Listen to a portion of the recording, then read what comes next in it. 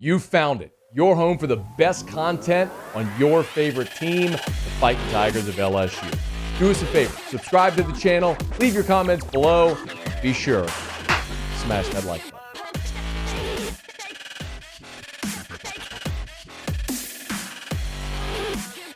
Normally, Brian Kelly meets the media on Monday. Of course, with the holiday, they bumped his usual Monday press conference to Tuesday. So, had a chance to visit with Brian Kelly today. He was early, which is different. Les Miles was perpetually late. Ed Ogeron was on time, and Brian Kelly started 7 minutes early today, which was, I guess, a refreshing change of pace. And he talked about a lot. He did talk about the significance of the game against Southern, the in-state or the intra-city matchup that we're going to see, which is obviously very rare. Pointed out a lot of the errors that LSU made against Florida State, which cost it a chance to win that game, how to fix it. One of the things about which he is very clear, though, is quarterback. And I did ask him if at any point during the game they considered going to Garrett Nussmeier. I will remind you that before the game on the field, if you were watching on television, it was Katie George, who was the sideline reporter for ABC. And Katie George asked the question who was going to start. And then Brian Kelly mentioned that they were going to start Jayden Daniels, but that they felt like either quarterback could help him win games, and he wouldn't be surprised if we saw both. So I asked the question if at any point during the Florida State game they considered playing Garrett Nussmeier, and if we should expect to see Garrett this week against Southern. Here was the answer. Yeah, it was never a conversation. There was never a time during the game where Mike Denbrock, that is, or Joe Sloan had a conversation about, hey, let's make a change here. Let's see if that's the best option for us. That was never a conversation. And right now, it's Jayden's our number one quarterback. Jayden's our number one quarterback.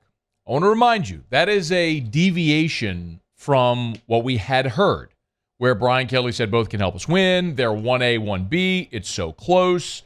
He is very clear there that there is no battle here any longer. Jayden Daniels is the starting quarterback. At Auburn, at Ole Miss, I don't know if you saw what Ole Miss is going to do. Ole Miss started Jackson Dart last game. They're going to start the transfer this week. Auburn is rotating their quarterback. So you are talking about other situations where it is not solved.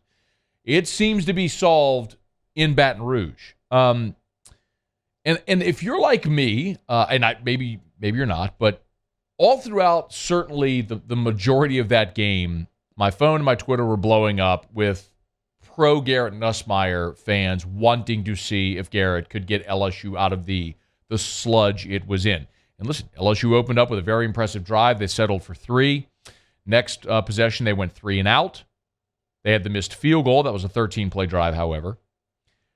Then the drive ended at the half, a 4-play drive, and they were time expired. And then they punted on their first possession of the third quarter, the second half, going 3 and out. And then they went touchdown, touchdown, touchdown. So,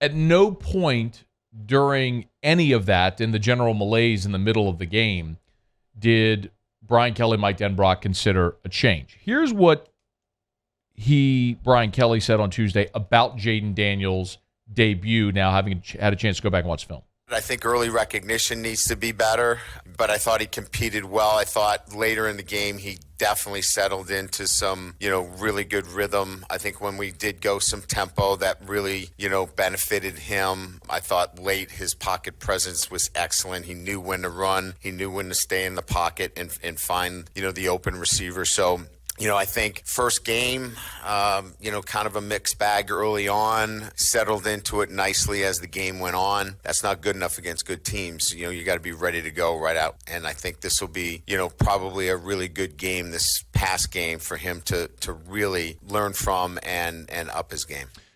To be very clear, Jayden Daniels for much of that game was the only thing that worked offensively for LSU. He ran for 130 yards in the ball game. Of course, sack yardage knocked him down to 114, which is stupid. But he became only the 10th quarterback in LSU football history to run for 100 yards in a game. 130 yards on the ground for Jayden Daniels. And some of you I know have said, well, why do you want a running back at quarterback? Well, I would present this. And this is courtesy of Shea Dixon. In 28 starts for Jayden Daniels, where he attempted more than 12 passes, the 74% completion percentage that he had on Sunday night was the best of his career. He went over 80%. The other two starts with 11 and 12 attempts. With the amount of attempts he had, the completion percentage was the best of his career. 114 rushing yards was his second best rushing total in his now 30 career starts.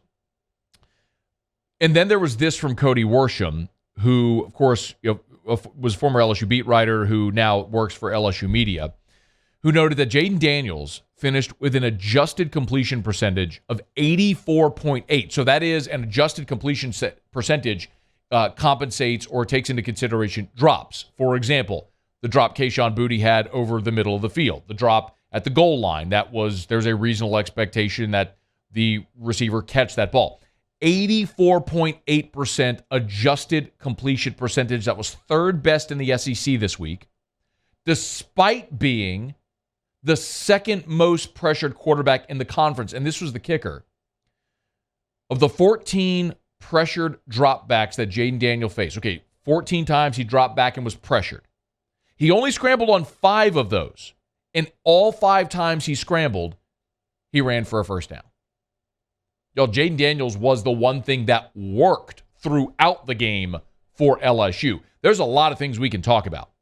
Listen, I don't like going the long stretch of the game you did without getting Kayshon Boutte involved. You threw it to him the second play. Remember, first play was Jayden Daniels scrambled. You added 15 yards on it. They took their shot into the end zone on the second offensive snap. Boutte kind of got his hands on it, and the defender made a really nice play. You didn't go back to him until the throw at the goal line, which we talked about a ton on Monday's show, where Kayshon Boutte's got to make that play, and the whole dynamic of the game changes. If he makes the catch at the goal line, LSU's up 10-7 at half, and the whole feel of the game is different. Instead, you get a field goal blocked, and it's 7-3, and then you're sputtering. So that's not on Jayden Daniels. He was the thing you had working. And I think the other thing that is so apparent is the reason Jayden Daniels is starting and the reason why they are committed to him being QB1. Not only the experience, not only because of his ability to throw like we've seen, but because of his dynamic ability with his legs. And we've talked about it for months, but you saw it on Sunday night on full display, especially behind that offensive line. There are times where he's got to make plays with his feet. Listen, they found something late in the third quarter when they went tempo, and it's nice to know you have that in your back pocket if you need to go to it again to get your offense in a rhythm. It worked. The other thing I'll say, and this is where I would hope as a play caller, Mike Denbrock maybe adjusts week 1 to week 2, sometimes you just got to draw up a play to get the ball to your best guy. Draw up a play with a high success rate that you're just going to get it in his hands. I'll give you, and you say, well, it's not that easy. I'll give you an example.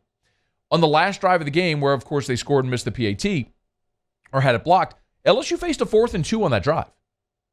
LSU faced a 4th down on that drive. Do you remember what they did? They sent Kayshon Boutte in motion. They bootlegged Jayden Daniels to the right, and he just dumped it to Kayshon. He got 7 yards.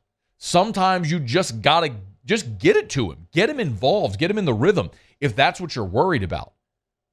But that ain't Jayden Daniels. That's play calling, that's protection. Despite some of those misgivings, he maximized it, which is why you had a chance, which is why you made plays late in the game, and which is why Jayden Daniels is going to continue being the starting quarterback for LSU. Now, I do believe we will see Garrett Nussmeier in the game on Saturday against Southern because LSU is going to have their way. We're just talking about 2 very different levels of football. And I'm excited to see what Garrett can do when given his shot in this ball game whenever it's out of hand. But I like the way Brian Kelly handled this because the way he handled it completely avoids any conversation of a quarterback controversy, of a 2-quarterback system. That is completely out of the window now. The way Brian Kelly handled that completely closes the door on any possibility of a 2-quarterback system. So you move forward with your guy fully, with him entrenched as your guy. And if at some point in the season you feel like, look, this just isn't working and it's time to consider a change, you cross that bridge when you get there. but there is no longer a feeling out process to decide how you're going to proceed. It is apparent they are proceeding with Jayden Daniels, and that's the right decision. Hey, thanks so much for watching. Please leave your comments. I love to interact, and be sure to hit the red subscribe button below.